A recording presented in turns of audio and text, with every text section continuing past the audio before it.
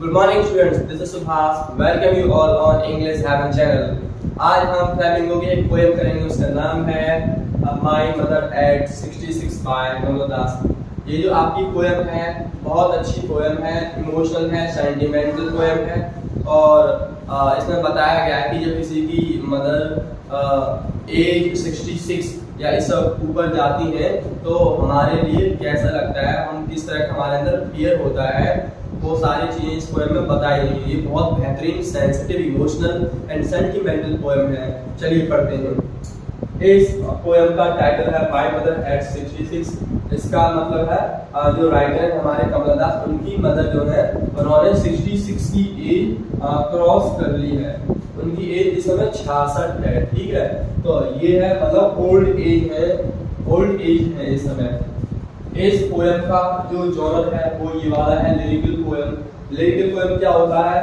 Formal poems होती हैं जिनमें हम पर्सनल प्रोनाउंस यूज करके कुछ इमोशनल फीलिंग्स को एक्सप्रेस करते हैं, उनको बोला जाता है लिरिकल पोएम। तो ये उसी तरह का पोएम है, फॉर्मल टाइप का पोएम है जिसमें फर्स्ट पर्सन नैरेटिव टेक्निक को इस्तेमाल करके पर्सनल एक्सप्रेशंस एंड फीलिंग्स को कन्वे किया गया है राइटर के द्वारा, जो कमलादास है।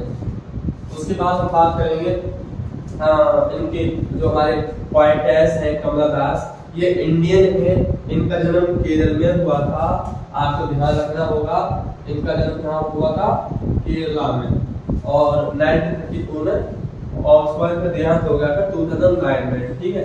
तो इन्होंने ये पोएम लिखी है, बहुत अच्छी पोएम लिखी है। और इनके जो ज्यादातर काम है जो भी इन्होंने लिटरेचर में काम किए हैं, जैसे राइटिंग वर्क हो गई लिटरेचर में, तो ज्यादातर वो महिलाओं के ही ऊपर है। और उन्होंने एक रेबेलियन टाइप में आके उसके आगे आके उन्होंने अगेंस्ट में कुछ कहा है, ठीक है। वो सब है इसमें। इस पोएम का लिटरेरी पीरियड है पोस्ट मॉडर्नाइजेशन, क्योंकि हम इससे अंदाजा लगा सकते हैं हमारा पोस्ट मॉडर्नाइजेशन 1945 से शुरू हुआ है और अभी भी चल रहा है, ठीक है। अगर हम इसके अंदर जाते हैं, थोड़ा और जाते हैं, तो इस पोस्ट मॉडर्नाइजेशन का ये वाला एलिमेंट हमें काफी क्लियरली देखने को मिल जाता है पोएम में। कन्फेशनल पोएट्री कौन सी होती है? ऐसी पोएट्री जहाँ पर आप पर्सनल प्रोनाउंस यूज करके आप अपने फीलिंग्स इमोशंस को कन्वे करते हैं। प्लस इसमें क्या हो जाता है, आपकी जो भी सीक्रेट चीजें हैं, कॉन्फिडेंशियल चीजें हैं, आप उनको भी बताने लग जाते हैं, तो इनको बोला जाता है कन्फेशनल पोएट्री। प्राइवेट चीजें भी बताई जाती है, प्राइवेट इंफॉर्मेशन बताई जाती है, हाँ, ये सारी चीजें। चलिए हम शुरुआत करते हैं। Driving from my parents home to Cochin last Friday.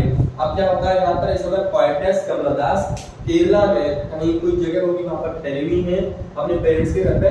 तो अपने पेरेंट्स के घर से वो इंटरनेशनल कोचिन एयरपोर्ट जा रहे होते हैं।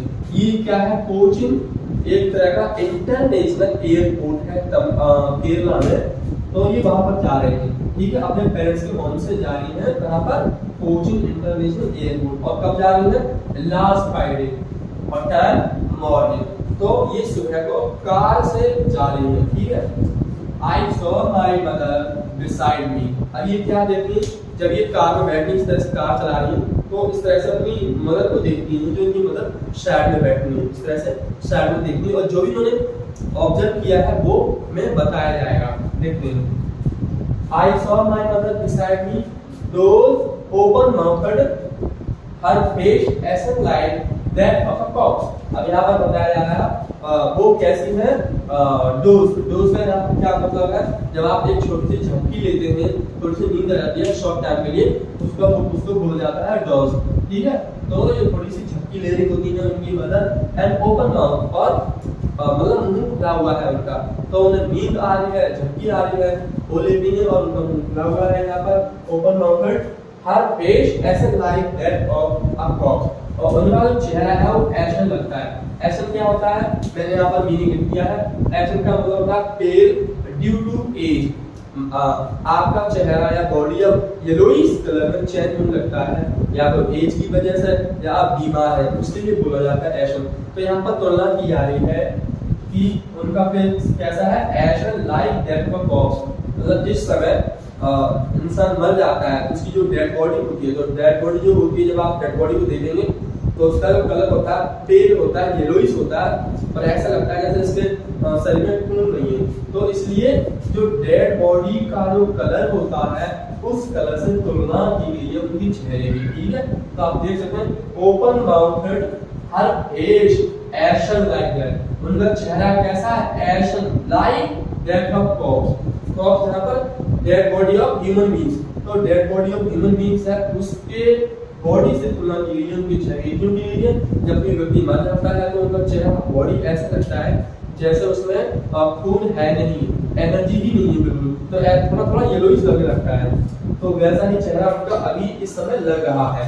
ठीक है, and realised with pain that she was as old as she looked, और उन्हें एहसास होता है किसको, पोएटेस कमला दास जो है हमारी पोएटेस, उनको एहसास होता है, एक दुख होता है कि वो उतनी ही बूढ़ी है जितनी वो लग रही है। मतलब 66 की जो एज है वो लग भी रही है 66 की। कभी कभी ऐसा होता है कि खान पीन इतना अच्छा होता है लोगों का, वो एज दिखती नहीं है, मतलब इतना ज्यादा मेंटेन करके रखते हैं वो दिखती नहीं है। जैसे आप रियल लाइफ के एग्जांपल्स ले सकते हैं। सलमान खान है अभी 57 का है, लेकिन लगता नहीं है वो 57 का है, लगता है कि 35 या 40 का होगा। ऐसी मलाइका अरोड़ा है वो भी 47-50 की है, लेकिन वो लगती नहीं है। तो आप समझ पा रहे हैं यहाँ पर, मतलब ये हुआ इनकी एज 66 है लेकिन वो लगती नहीं है, मतलब लगती भी है 66 की यहाँ पर, ये मतलब है। ठीक है, लेकिन आज यहाँ पर क्या हो रहा है, पोस्ट मॉडर्नाइजेशन में लोग बात अपनी बॉडी को इतना मेंटेन करके रखते हैं कि उनकी एज दिखती ही नहीं है कि वो वास्तव में इतने की हैं। मान लो है 66 के लेकिन वो लगेंगे 45 के ओनली। तो इस तरह का हो रहा है पोस्ट मॉडर्नाइजेशन में। ठीक है, लेकिन यहाँ पर केस अलग है, उनकी जो मदर है 66 की है और 66 की लग भी रही है, ये बोला गया है यहाँ पर। तो ये पेन है, realise with pain that she was as old as she looked, तो कितनी बूढ़ी है जितनी लग रही है। But soon put thought away, लेकिन तुरंत ही जो इनके मन में विचार आया इनकी मदर के बारे में कि इनकी मदर बहुत बूढ़ी लग रही है, सो रही है, झपकी आ रही है, और उनका चेहरा ऐसा लग रहा है, तो इन सारी चीज से उनके मन में दुख उत्पन्न हो जाता है। तो इसीलिए वो अपना ध्यान बांटने के लिए अपनी मदर की तरफ देखना वो बंद कर देती है। पहले इस तरह से गाड़ी चला रही थी, कार चला रही थी, सर में बैठ थी, जब उन्होंने इस तरह से देखा अपनी मदर को, तो ये सारा ऑब्जर्वेशन था जो उन्होंने हमें बताया। लेकिन अब क्या करती है वो अपना ध्यान एक इस तरह से कर लेती है। तो पहले उस साइड देख रही थी इस तरह से, अब वो अब नहीं देखती, अपना ध्यान वहां से हटा दिया है, क्योंकि उनका मन अंदर ही अंदर दुख में होने लगता है, दुख होने लगता है अंदर ही अंदर, तो अपना ध्यान को वहां से हटा लेती है।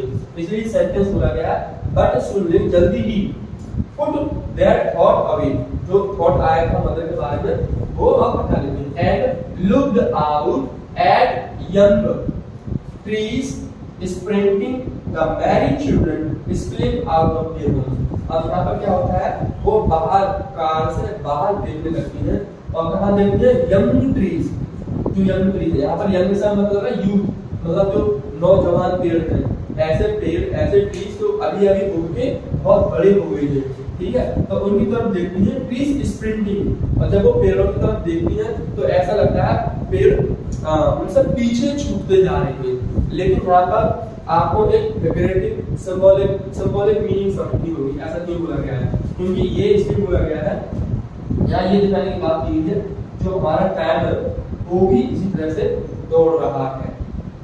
ठीक है, The merry children spilling out, happy इसका मतलब है happy, happy children are coming out of their homes. तो ये उन्होंने ऑब्जर्व किया जब वो बाहर देखी, क्या जो यूथ ट्रीज हैं वो पीछे रहते जा रहे हैं, इतनी स्पीड से दौड़ रहे हैं, और मैरी चिल्ड्रन आर कमिंग, स्प्लिंग का मतलब होता है coming out of their Holmes. एक तरह से यहाँ पे इमेजरी क्रिएट की गई है, उसके लिए बताया गया है। और यहाँ पर इस लाइन का मतलब है कॉन्ट्रास्ट, मतलब कॉन्ट्रास्ट इस तरह से हो गया, एक तरफ दिखाया जा रहा है कि death and decay of the mother, but on the other hand they are trying to show the life is full.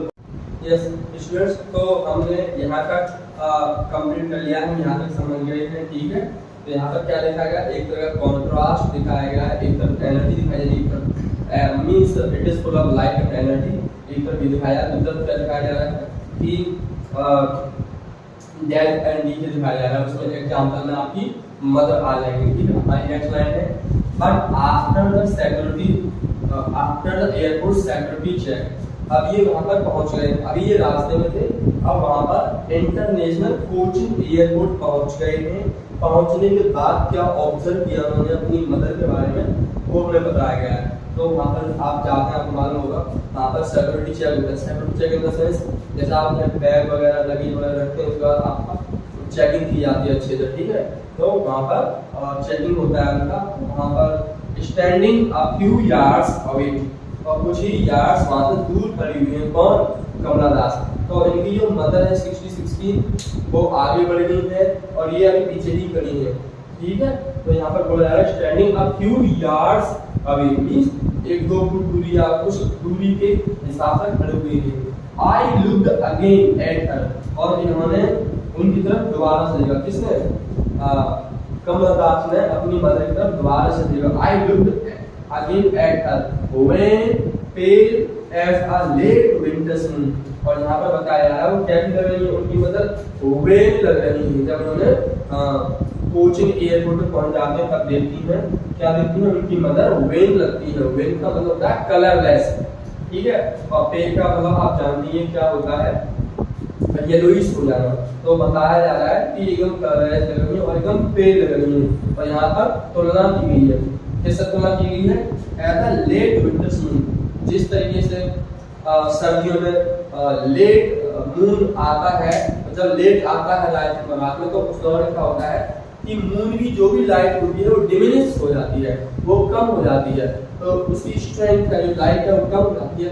Same प्रकार यहाँ पर मदर के लिए कंपेयर किया गया है कि she is also looking as late winter's moon, वो भी मून की तरह नहीं होगा, because she does not have the strength and the charm on her face and the body. So that is why the poetess is saying that she is absolutely looking as late winter moon.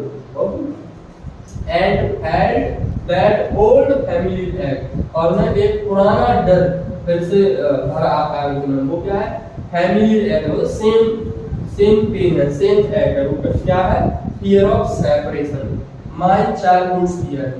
अच्छा, ये जो है आपका old familiar act, ये क्या है? मतलब जब वो बचपन में, जब पोएटेस जो हमारी तुलनादास जब छोटी हुआ करती थी, तो उस दौरान उनकी मम्मी कहीं जाती थी, मान लो बाजार जा रही है, मेडिकल जा रही है, या किसी पर्पस से कहीं और जा रही है, तो वो रोने लग जाती थी, उन्हें दुख होता था कि मम्मी जा रही है।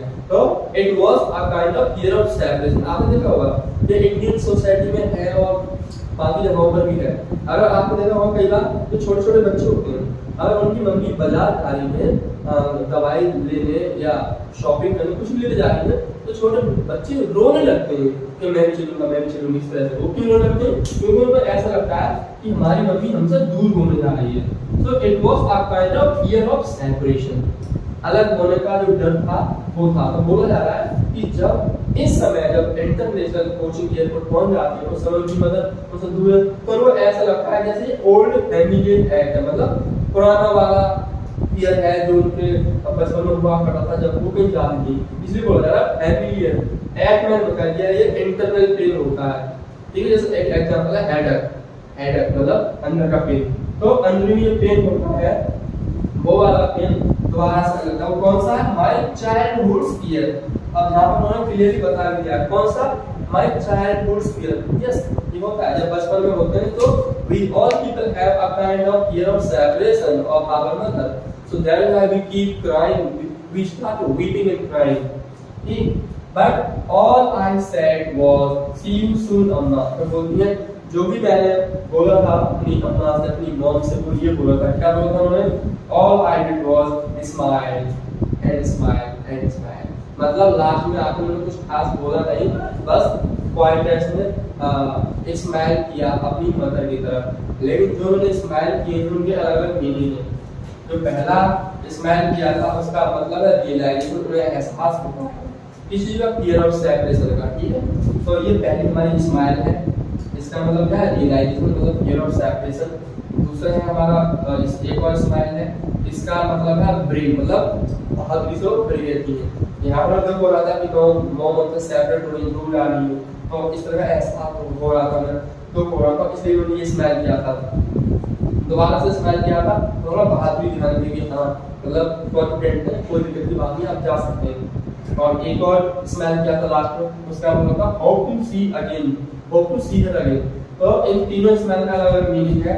इसका मतलब ये है, इसका ब्रेव, इसका hope to see her again, मतलब यहाँ पे उम्मीद की जाइए कि बाय बाय का आप फिर मिलेंगे, हाँ इस तरह का यहाँ पर बताया जा रहा है। तो ऐसे करके आपकी सारी जो यहाँ पर खत्म हो गई है। अब हम इसकी ये देखेंगे इसमें पोएटिक डिवाइसेस कौन कौन सी यूज की हुई है, ठीक है, इसमें देखते हैं। हाँ अब देखो इसमें आप देखेंगे my question last night in morning I saw my mother beside me. देखो आप यहाँ पे देखेंगे माय मदर, यहाँ पर आपका एम जो वर्ड है लेटर है कॉन्सोनेंट साउंड रिपीट हो रहा है, तो ये आपका क्या होगा alliteration.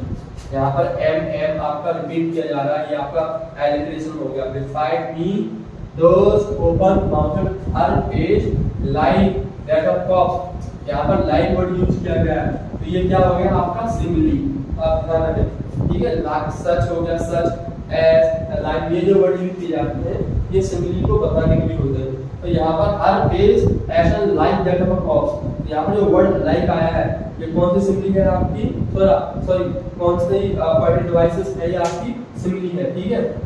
And realised with the pain that she was as old as she looked, अब यहाँ पर as दो बार यूज किया जा रहा है, तो यहाँ पर भी आपकी सिमिली है ये। But soon put thought away and looked out at young trees sprinting, अब यहाँ पर ये वाली जो लाइन है young trees sprinting the merry children spring out of their homes, ये पूरी की पूरी लाइन जो बता रही है वो हमें इमेजरी बता रही है। मतलब जब हम इस लाइन को पढ़ते हैं तो हमारे दिमाग में एक इमेज बनना शुरू हो जाती है, एक तस्वीर बनना शुरू हो जाती है। तो क्या कि भाई हम जा रहे हैं, एक तरफ बहुत सारे पेड़ हैं, ट्रीज हैं, और वो स्पीड से पीछे रहते जा रहे हैं, तो एक इमेजरी बनकर आ रही है, ठीक है। अच्छा उसके बाद है द मैरी चिल्ड्रन, अगर आप द मैरी चिल्ड्रन स्प्लिंग आउट, अगर सिर्फ स्प्लिंग आउट के लिए आप देखेंगे तो ये आपका हो गया मेटाफर। मेटाफर क्या होता है, जब आप डायरेक्ट कंपेयर करते हैं किसी भी चीज का, उसके लिए बोलते हैं आप मेटाफर। तो बच्चों के लिए क्या बोला जा रहा है, चिल्ड्रन स्प्लिंग, स्प्लिंग का वैसे मतलब कुछ और होता है, जैसे मान लो कोई चीज भर जाती है पूरी, मान लो आपका गिलास है पानी से भर गया है तो इट इज स्प्लिंग आउट, मतलब ओवरफ्लो लगता है तो आने लगता है, लेकिन यहाँ पर बच्चों के लिए यूज किया गया है डायरेक्टली, तो ये आपका मेटाफर हो गया, ठीक है। But after the airport's security check, standing a few yards, अब आप यहाँ पर देखिए, away I looked again at her when pale as a late winter's moon, अब यहाँ पर as आ गया दोबारा से, अब यहाँ पर क्या है फिर से सिमिली का यूज किया गया है, as a old late winter's moon and felt that old familiar egg my childhood's fear, but all I said, see you soon, Amma. All I did was smile and smile and smile. यहाँ पर आप देखेंगे as letter repeat किया जा रहा है आपका, यहाँ पर ये as letter रिपीट किया गया है, तो ये क्या होगा आपका रेपिटेशन, ठीक है। तो इतनी सारी इसमें पोएटिक डिवाइसेस हैं जो हमने डिस्कस कर लिए हैं, और ये काफी अच्छी पोएम है। अभी हमने इसका ये वाला पार्ट किया है, मैं इसका आपको एक एनालिसिस वाला पार्ट भी दूंगा, ठीक है। उम्मीद करता हूँ आप सब बच्चों को ये वीडियो पसंद आई होगी। Give a big thumbs up if you like the content and share the video for your friends and subscribe the channel for the upcoming notifications. Stay healthy and find in the next video.